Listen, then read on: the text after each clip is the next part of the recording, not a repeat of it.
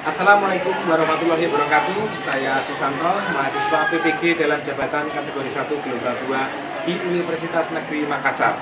Saat ini saya akan melakukan PPL di tempat saya mengajar, yaitu di SMK Negeri 1 Pengasih Kulon Progo, Yogyakarta, di aksi kedua untuk pertemuan 1 dan juga pertemuan 2. Di PPL ini saya akan mengajarkan bidang studi saya, yaitu adalah seni teater. Terima kasih. Assalamualaikum warahmatullahi wabarakatuh.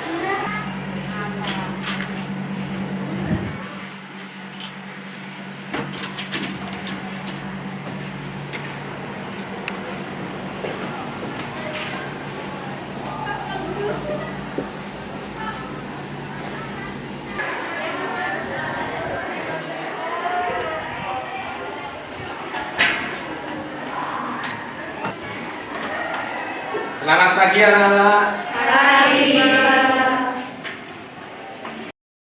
Oke, assalamualaikum warahmatullahi wabarakatuh. Waalaikumsalam warahmatullahi wabarakatuh. Selamat pagi anak-anak semuanya. Oke, sebelumnya saya akan memperkenalkan diri dulu di ibu dosen saya yang di sana. Assalamualaikum warahmatullahi wabarakatuh. Selamat pagi, saya Susanto, mahasiswa Universitas Negeri Makassar, PPG kategori 1 gelombang 2, yang satunya akan melakukan PPL di sekolah saya di SMK Negeri 1 Pengasih Kulon Progo, Yogyakarta. Dan hari ini saya akan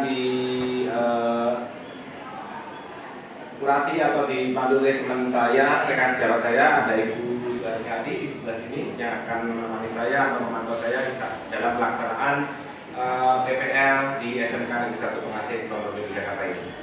Baiklah anak-anak, saya ketemu lagi dengan saya hari ini di mata pelajaran seni teater, ya, di mana kita sebelumnya sudah belajar tentang teater. Namun sebelum kita mulai, alangkah lebih baiknya kita mulai dengan doa. Silakan ketua kelas memimpin berdoa pada pagi hari ini. Berdoa menurut kepercayaan. Berdoa mulai. Selesai. Oke, terima kasih. Semoga dengan doa tadi apapun yang kita pelajari hari ini bisa menjadi sesuatu yang bermanfaat bagi kita semuanya. Sebelumnya akan saya cek dulu preferensinya. Ini kelas MPLB 2 ya, MPLB 2. Adakah yang tidak masuk? Iya, alhamdulillah. Berarti semua sehat ya. Kemarin setelah liburan semuanya sehat, berarti semuanya nihil. Alhamdulillah. Oke, kita dalam 2 kali pertemuan ke depan, hari ini dan minggu depan, kita akan mempelajari materi kita, yaitu tentang seni teaternya, yaitu tentang improvisasi. Di mana pada minggu ini saya akan menunjukkan materi teorinya seperti apa sih improvisasi itu, apakah improvisasi itu susah, terus apakah kapan kita pertama melakukan improvisasi, konteksnya di dalam pertunjukan, di dalam teater ya. Sebenarnya dulu kita saya pernah sampaikan bahwasanya kita itu bermain teater tiap hari. Iya enggak? Ya kan? Sehingga nanti seperti apa improvisasi itu, apakah di dalam keseharian kita juga ada. Namun sebelum itu akan saya sampaikan dulu tentang tujuan dari ini. Next. Dimana yang pertama adalah peserta didik atau siswa itu mampu memahami teknik improvisasi, dan peserta didik mampu menguasai teknik improvisasi, dan peserta didik mampu menyelesaikan permasalahan-permasalahan yang muncul ketika melakukan improvisasi. Itu tujuan kita. Dan berikutnya next. Dimana yang pertama adalah peserta didik atau siswa itu mampu memahami teknik improvisasi, dan peserta didik mampu menguasai teknik improvisasi, dan peserta didik mampu menyelesaikan permasalahan-permasalahan yang muncul ketika melakukan improvisasi. Itu tujuan kita. Dan berikutnya next. Oke, sekarang apa itu improvisasi? Mungkin ada yang pernah tahu apa itu improvisasi? Spontanitas. Oke, betul. Ada lagi apa improvisasi? Kalian mungkin sering mendengar kan kata improve. Improve itu ya. Improve aja. Biasanya pada saat apa kalian mendengar improvisasi? Di sini bisa kita baca, kita lihat.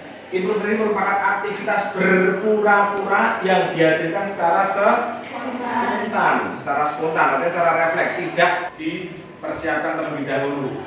Sehingga improvisasi dalam hal tersebut calon pemeran konteksnya di dalam pertunjukan teater adalah latihan pengembangan dasar dari bentuk-bentuk elemen dasar dalam teater. Misalnya olah vokal, olah tubuh, olah pikir, olah rasa yang diberikan kepada calon pemeran. Yang minggu sebelumnya kita sudah melakukan itu, sudah melakukan teknik dasar teater ya, ada olah tubuh, ada olah vokal, ada olah rasa, juga ada pernapasan, di mana pernapasan semua pernapasan dan pernapasan sudah kita lakukan. Bahkan di situ pun ada kalanya kita improvisasi di dalam melakukan itu, seperti yang seperti yang saya bapak katakan, misalnya improv di dalam olah vokal. Kemarin misalnya apa sih ketika kita berteriak tanpa persiapan ngomong? Kalau secara teknis ada persiapannya adalah a, i, u, e, o, ya kan? Tetapi kalau kita nanti improve, misalnya cuma kita menarik nafas, terus kita sekaligus pernapasan dengan olah vokalnya, misalnya dengan mengatakan, misalnya karena kalian menghadap ke depan, melihat ada kalimat atau ada kata yang di depan, itu yang dibaca dengan melantangkan vokalnya. Orang kita harus selalu menjaga kebersihan. Karena apa? Improve-nya melihat sesuatu tulisan di sana.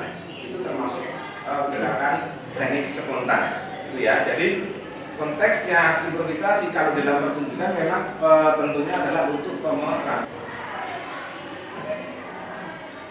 Oke, sekarang jenis-jenisnya di dalam teater khususnya ada improvisasi kata. Improvisasi kata adalah improvisasi yang dilakukan dan difokuskan pada penyampaian kata-kata, baik berupa dialog maupun monolog. Improvisasi ini bertujuan untuk melatih calon pemeran agar memiliki keterampilan dalam berbicara dan berdialog secara wajar, layaknya seperti dalam kehidupan sehari-hari. Jadi ketika kita berperan, memang di dalam acting, di dalam bersandiwara, berdrama, seperti hanya besok kalian itu dikatakan seolah-olah itu tidak dibikin-bikin.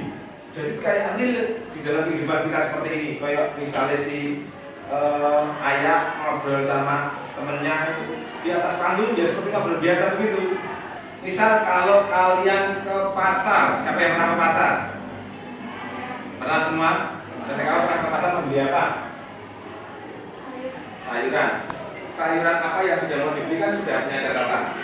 Namun tiba-tiba kamu melihat sesuatu yang tidak ingin kamu beli, tapi kamu tidak ada dalam catatan, tapi kamu ingin membeli itu, pernah nggak?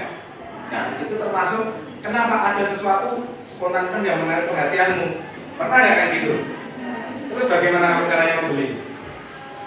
Langsung datang terus bilang cendolnya satu, ya enggak? Ya kan? Itu latihan enggak? Nah, itulah yang termasuk itu bagian dari improvisasi. Artinya kita tiap hari sudah melakukan improvisasi kata enggak? Tiap hari sudah melakukan. Namun kata kadang-kala ketika di atas panggung itu lupa, tidak kepikiran. Besok ketika praktek akan kita coba dulu yang dimaksudkan gerakan improvisasi juga, improvisasi kata secara detail akan kita akan kita praktekkan, gitu ya. Jadi next improvisasi berikutnya.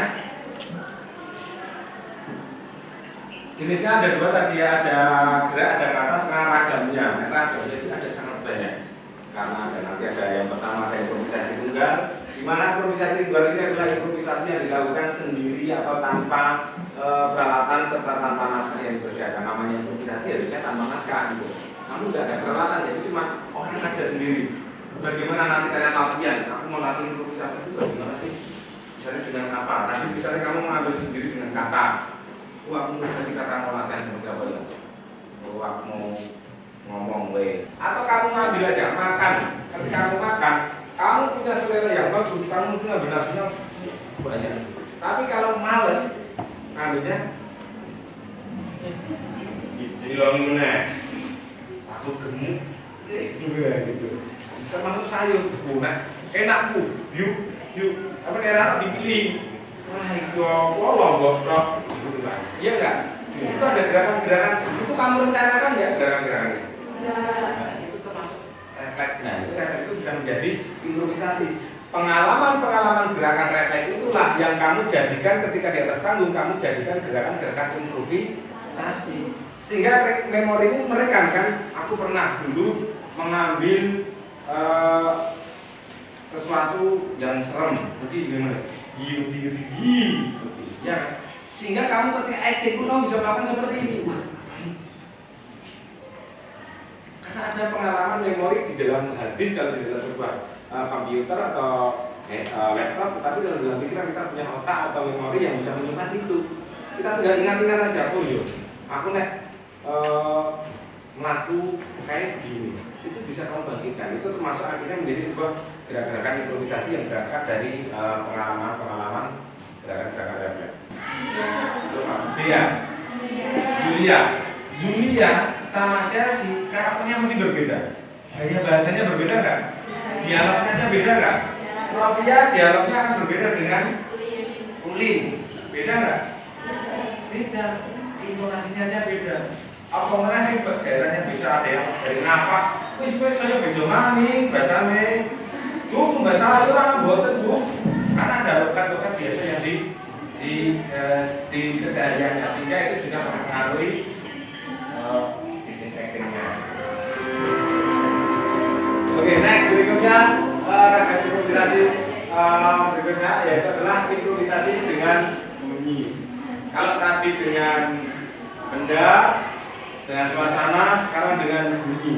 Dengan bunyi adalah satu bentuk improvisasi yang menggunakan bunyi sebagai sumber rasa. Baik itu bunyi musik, benda, atau bunyi yang beraturan dari yang baku maupun bunyi yang beraturan maupun yang tidak beraturan. Pemeran merespon dan menanggapi bunyi tersebut dengan seluruh jiwa dan raganya. Improvisasi ini dilakukan dengan pendamping. Fungsi pendamping di sini adalah untuk memberikan rangsangan bunyi yang digunakan sebagai bahan improvisasi. Apabila bunyi tersebut disediakan sendiri, maka yang terjadi bukanlah sebuah rangsangan yang direspon, tetapi sudah melaksanakan rangsangan yang harus dilakukan. Jadi di sini ketika Anda besok kita melakukan praktek improvisasi dengan bunyi, itu pasti ada pemerannya. Ada orang lain yang untuk apa? Memberikan rasanya, dan waktu saya Pak Guru. Sekarang bunyi apa? Ada bunyi macam-macam, bunyi beraturan dengan bunyi yang tidak beraturan. Kalau yang beraturan itu bagaimana? Ada iramanya, itu beraturan. Ada temponya, ada iramanya beraturan. Tapi kalau tidak beraturan, itu bunyi yang tidak berirama atau tidak ada nadanya. Misalnya kalian disuruh, yuk sekarang kita lakukan improvisasi dengan bunyi enam orang. Misalnya jalan, Pak Guru banting panci, glundeng, kan ada responnya macam-macam. Ada yang kaget, ada yang jumbil, ada yang lari, ya kan? Tapi kalau kalian melakukan sendiri, ya kita kan sudah tahu, nggak mungkin kaget dong. Kalian pernah nggak melempar panci sendiri kaget sendiri? Kaget, enggak kan? Pernah nggak?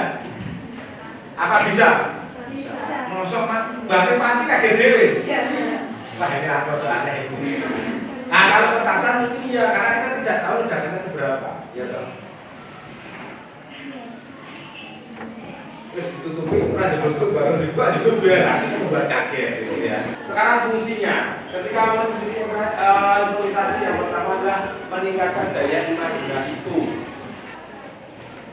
Fungsi yang berikutnya adalah untuk melatih di dialog, di mana proses ini untuk melatih keberanian peserta dalam menghilangkan perasaan takut. Berikutnya adalah untuk mewujudkan suasana. Nah, begini. Jadi ketika kalian terbiasa dengan bermain untuk improvisasi, misalnya bermain dengan suasana, kalau kalian kumpul-kumpul, kalian apa, kalian tidak kaku. Paham nggak tidak kaku? Misalnya gini, kalian pernah ada di suatu acara, misalnya ulang tahun teman atau apa, tiba-tiba suasananya itu tidak hidup, kaku. Ngerti nggak kaku? Hiburan canggung kan gitu, karena aku itu banyak tidak kenal apa, tapi tidak ada yang memandu, tidak ada yang berusaha menghidupkan suasana. Untuk biar ini mau dibikin kemana sih suasananya, mau dibikin horor atau mau dibikin happy, yang dibikin apa, tapi tidak ada yang mau menghidupkan itu bisa menjadi. Tapi ketika Anda pernah punya pengalaman improvisasi apa, Anda bisa mainkan itu. Oh, ini loh caranya begini. Oke, kita sapa dulu siapa yang hadir, sapa dulu konteksnya siapa, orang-orangnya siapa, kita mau ngomongkan apa dulu, sehingga memancing respon dari audien atau peserta yang ada, sehingga hal itu bisa membuat suasananya menjadi cair, suasananya terbangun dan biasa. Jika kita public speaking atau membuka orang, itu juga ada manfaatnya. Sehingga memang seperti yang sering saya sampaikan, belajar teater, khususnya belajar drama, itu adalah belajar kehidupan. Karena di dalam kehidupan Anda sendiri, itu adalah sandi, dunia adalah panggung sandi, itu ada. Dan memang skenario-nya sudah ada. Kita tahu skenario-nya adalah Tuhan Yang Maha Esa, kita sebagai pelakunya, sutradaranya, namun kita bisa memerankan bagaimana peran antagonis atau protagonis yang baik atau yang buruk itu kita yang menentukan. Seperti hanya dengan nasib kan seperti itu. Ya, jadi tetaplah selalu berbuat yang baik, tetaplah selalu belajar yang semangat agar Anda menjadi aktor-aktor di dalam panggung sandiwara dan menjadi orang yang hebat, ya. Atau ada yang pengen jadi apa gitu? Enggak loh. Pengennya mungkin jadi orang yang sukses loh. Nah, belajar dengan semangat dan dengan keyakinan, semangat dengan motivasi. Oke, baiklah. Kita sudah cukup ya. Kita baca bagian di siang pagi hari ini. Kita akan ketemu lagi minggu depan. Jangan lupa minggu depan kita akan mempraktekkan teknik improvisasi, sehingga mungkin minggu depan kita akan menggeser meja ya. Kita akan geserkan mungkin di agak mundur sedikit biar agak rendah sedikit dan tidak seperti mungkin nanti kalau saya adegan pasar, adegan apalagi kelas, adegan apa biar agak rendah sedikit, atau untuk kita latihan misalnya sindilaras ya tidak terlalu sedikit sekali. Oke, kalau nggak ada pertanyaan sudah saya rasa cukup ya. Kita bisa tutup dengan doa, kita ketemu lagi minggu depan. Semoga minggu depan tetap semuanya berkeadaan sehat dan baik saja dan terus semangat. Kita akan selalu belajar bersama. Oke, silakan ketua kelas untuk memimpin. Kita masih ada pelajaran yang lain nanti ya? Oh ya, oke. Berarti saya akhiri aja ya. Saya akhiri. Wassalamualaikum warahmatullahi wabarakatuh. Waalaikumsalam.